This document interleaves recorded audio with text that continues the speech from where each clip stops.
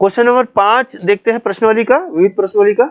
ये प्रश्न कहता है f of x equal to mod of x minus 1 द्वारा परिभाषित वास्तविक फलन f का प्रांत तथा परिसर ज्ञात कीजिए। बच्चों आप प्रश्न को ध्यान से देखें तो ये दिया गया फलन मापांक फलन है, इसको ध्यान रखना है। फलन के जो मानक रूप आप देखे हैं उनको ध्यान लगाना है आपको। तो यहाँ पर f of x equal to mod of x minus 1 जो एक मापांक फलन है ये हमें दिया है। तो सबसे पहले हम प्रांत निकालते हैं और प्रांत की परिभाषा आपको पता है, x के वे सभी मानों का समुच्चय जिससे f ऑफ x परिभाषित हो जाए।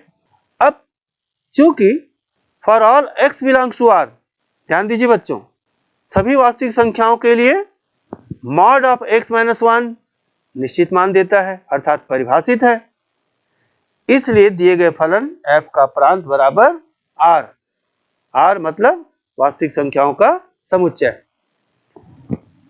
ठीक इसी प्रकार परिसर, चूंकि मापांक फलन सदैव धनात्मक मान देता है इसलिए mod of x minus 1 is greater than equal to 0 होगा अर्थात y is greater than equal to 0 होगा। इसलिए दिए गए फलन f का परिसर बराबर close interval 0 to open interval infinity. प्रश्न क्रमांक 6 देखें।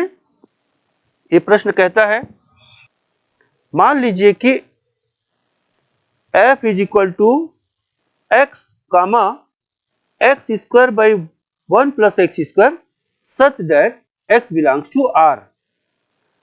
r से r में एक फलन है, f का परिसर निर्धारित कीजिए। बच्चों ध्यान देंगे, f का परिसर निकालने के लिए कहा जा रहा है। आइए हल करते हैं इसको। सबसे पहले नोट कर लेते हैं हमें क्या दिया गया है। फलन किस प्रकार परिभाषित है, r से r में फलन है अर्थात f such that r tends to r, तथा f ऑफ x हमको दिया है x square upon 1 plus x square जहां x बिलोंग्स टू r है। अब चूंकि परिसर जो होता है प्रांत x के संगत y के सभी मानों का समुच्चय, यहां पर f of x is equal to x square upon 1 plus x square ये दिया गया फलन है। बच्चों मान लेते हैं y is equal to f of x, f of x का मान रख देते हैं, तब हमें मिलेगा y is equal to x square upon 1 plus x square. अब इस समीकरण को हल करके हम x का मान y के पदों में निकालते हैं। बच्चों इसको हम क्या करेंगे, x का मान y के पदों में ज्ञात करेंगे। चलिए ज्ञात करते हैं। There implies y plus y into x square is equal to x square. There implies x square into y minus 1 is equal to minus of y। There implies x square into 1 minus y is equal to y। और सरल करने पर x square is equal to y upon 1 minus y. Therefore x is equal to root of y upon 1 minus y. परंतु बच्चों ध्यान दें, प्रश्न में x बिलोंग्स टू r, ये प्रश्न में दिया गया है x बिलोंग्स टू r यानी x क्या है, वास्तविक संख्याएं हैं। तो यहां पर root of y upon 1 minus y belongs to r है। बच्चों ये ध्यान रखना है कि root of y upon 1 minus y ये r कब होगा, वास्तविक संख्याएं कब होंगी, तो निश्चित रूप से इसके लिए y upon 1 minus y is greater than equal to 0 होना चाहिए। ध्यान दें बच्चों, यहां पर ये r तब हो सकता है जब वर्गमूल के अंदर जो राशि है y अपॉन 1 माइनस वाई इसका मान 0 या 0 से बड़ा होना चाहिए। अब y अपॉन 1 माइनस वाई ये परमेय रूप में है। अब ये 0 अथवा धनात्मक कब हो सकता है, तो दो स्थितियां हैं, y अपॉन 1 माइनस वाई बराबर 0 और दूसरी स्थिति y upon 1 minus y greater than 0। दो स्थितियां बच्चों। तो पहली स्थिति ले लेते हैं y upon 1 minus y is equal to 0। ये कब संभव है, इसका मान 0 कब हो सकता है, जब इसका अंश शून्य हो, अर्थात y इज इक्वल टू 0 हो। और दूसरी तरफ दूसरी स्थिति y upon 1 minus y is greater than 0, ये कब हो सकता है। तो यहाँ पर दो स्थितियां हैं बच्चों। पहली स्थिति ये हो सकती है जब अंश और हर दोनों शून्य से बड़ा हो, यानी दोनों धनात्मक हो। और दूसरी स्थिति हो सकती है कि अंश और हर दोनों ऋणात्मक हो। तो सबसे पहले हम पहली स्थिति देख लेते हैं बच्चों, जब इसका अंश और हर दोनों धनात्मक हो, अर्थात y इज ग्रेटर देन 0 और 1 minus y is greater than 0। इसको सरल करने पर क्या मिलेगा बच्चों, y इज ग्रेटर देन 0 और y इज लेस देन 1। इसको संख्या रेखा में दर्शाएं। आप स्क्रीन पे देखिए बच्चों, ये 2 पॉइंट पहले संख्या रेखा पे लें, 0 और 1। उसके बाद असमीका y इज ग्रेटर देन 0 को दर्शाएं। तो y इज ग्रेटर देन 0 किधर होगा, 0 से राइट साइड। और दूसरी स्थिति y इज लेस देन 1, ये असमीका किसको दर्शाएगा, 1 से लेफ्ट साइड। आपने दोनों स्थितियों को संख्या रेखा पे अंकित किया, एक 0 से ग्रेटर देन यानी 0 से राइट साइड, और दूसरी स्थिति 1 से लेस देन यानी 1 से लेफ्ट साइड। अब हम दोनों को अंकित करने के बाद देखते हैं कि दोनों द्वारा उभयनिष्ठ क्षेत्र कौन सा है। तो इसमें उभयनिष्ठ क्षेत्र दिख रहा है 0 और 1 के बीच। क्या मतलब, y belongs to open interval 0 to 1। अब दूसरी स्थिति जहां पर अंश व हर दोनों ऋणात्मक हो, इस स्थिति को लेते हैं। तो अंश और हर दोनों ऋणात्मक हो, अर्थात y इज लेस देन 0 और 1 minus y is less than 0 होना चाहिए। इनको सरल करने पर हमको मिला y इज लेस देन 0 और y is greater than 0। 1 minus y is less than 0, इस असमीका को हल करोगे, सरल करोगे, तो आपको मिलेगा y इज ग्रेटर देन 1। अब यहां पर दो असमीका मिला, y इज लेस देन 0 और y इज ग्रेटर देन 1।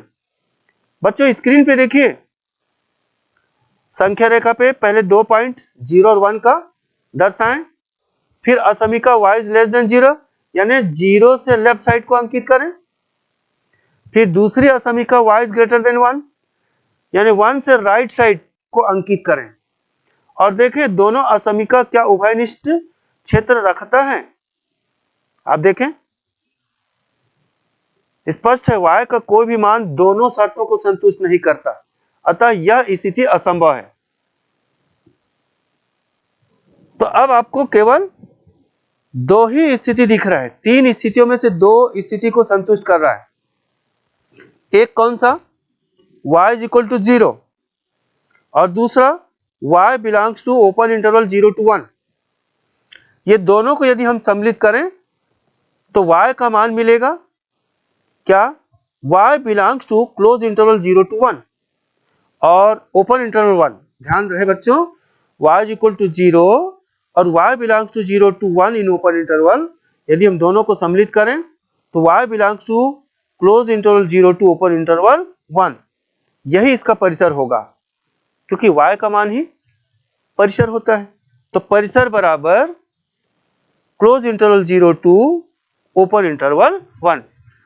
तो ये अच्छे से आपको ध्यान रखना है बच्चों, जब हम दिए गए फलन का परिसर ज्ञात करते हैं तो उसको हम अंतराल के रूप में दर्शाते हैं। क्वेश्चन नंबर 9 लेते हैं, ये विविध प्रश्नावली का क्वेश्चन नंबर 9। ये प्रश्न है, r इज इक्वल टू क्रमित युग्म a comma b such that a comma b belongs to natural number, तथा a और b में संबंध है a is equal to b square द्वारा परिभाषित n से n में एक संबंध r है। क्या निम्नलिखित कथन सत्य है। इसमें 3 कथन रखा गया बच्चों। पहला कथन है क्रमित युग्म A comma A belongs to R for all A belongs to natural number। दूसरा कथन है क्रमित युग्म A comma B belongs to R, there implies क्रमित युग्म B comma A belongs to R। और तीसरा कथन है A comma B belongs to R, comma B comma C belongs to R, there implies A comma C belongs to R। बच्चों यहां पर तीन कथन दिया गया है और इन तीनों कथनों के बारे में हमें बताना है कि क्या यह कथन सत्य है। चलिए हल करते हैं बच्चों।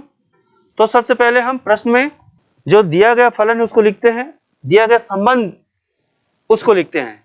क्या लिखा है देखिए, n से n में एक संबंध r है, तो संबंध r such that n tends to n ये दिया है।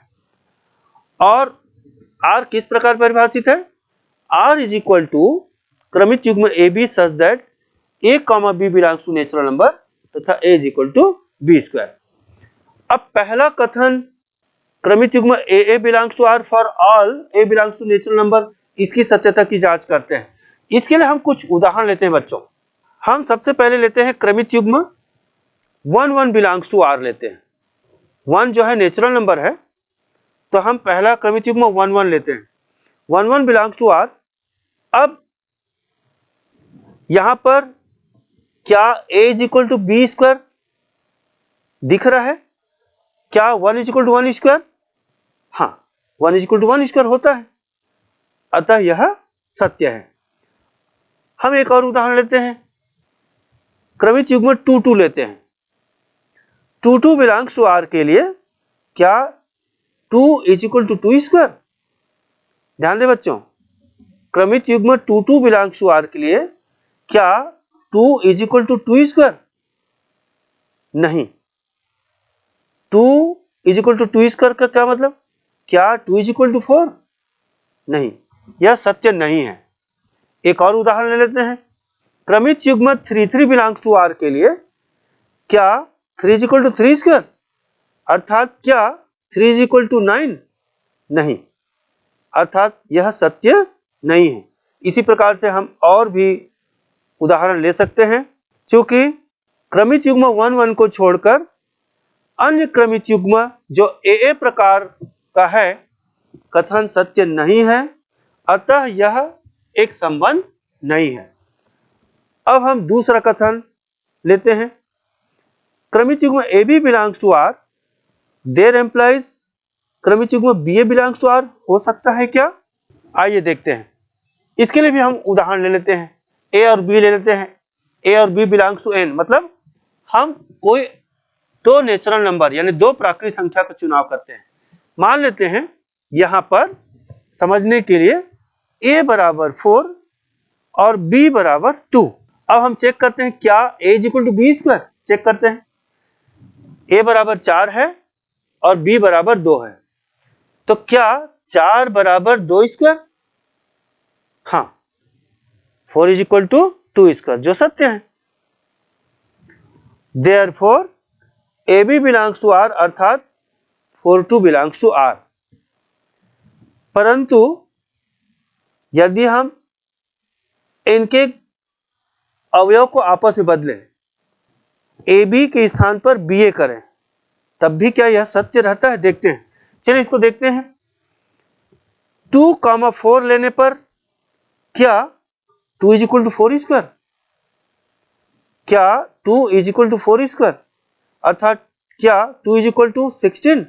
नहीं, अर्थात यह सत्य नहीं है। स्पष्ट है कि AB belongs to R परंतु BA does not belongs to R।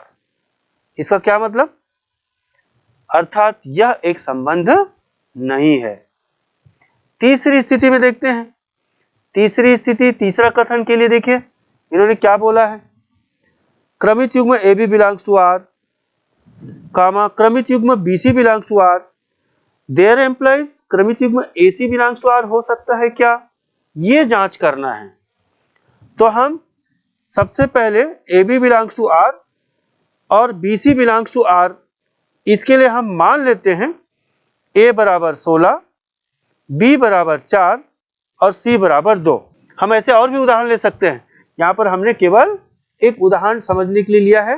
a बराबर 16, b बराबर 4, c बराबर 2। तो सबसे पहले हम 16 4 के लिए देखते हैं। क्या 16 4 बिलोंग्स टू R? हाँ, क्यों? क्योंकि 16 इज इक्वल टू 4 स्क्वायर, अर्थात 16 बराबर 16। ठीक है। फिर क्या 4 2 बिलोंग्स टू R? हाँ, 4 2 बिलोंग्स टू R। क्यों? क्योंकि 4 इज इक्वल टू 2 स्क्वायर, अर्थात 4 इज इक्वल टू 2 स्क्वायर का मतलब 4 इज इक्वल टू 4। अब हमको चेक करना है बच्चों, क्या 16 कॉमा 2 बिलोंग्स टू R? ध्यान दीजिए, हमको देखना है क्या क्रमित युग्म 16 कॉमा 2 बिलोंग्स टू R होगा। चलिए, ये संबंध a is equal to B square को संतुष्ट करता है कि नहीं करता? a is equal to B square को संतुष्ट कर रहा है या नहीं कर रहा, देखते हैं। a यहां पर 16 है और b यहां पर 2 है, तो देखते हैं क्या 16 इज इक्वल टू 2 स्क्वायर? जी नहीं, जो सत्य नहीं है। 16 बराबर 2 स्क्वायर नहीं हो सकता, अतः यह भी एक संबंध नहीं है। इस प्रकार से हम तीनों कथन के बारे में बता सकते हैं। यहां पर देखने को मिल रहा है, दिए गए संबंध के लिए ये तीनों दिया गया कथन सत्य नहीं है, अर्थात यह n से n में संबंध नहीं है।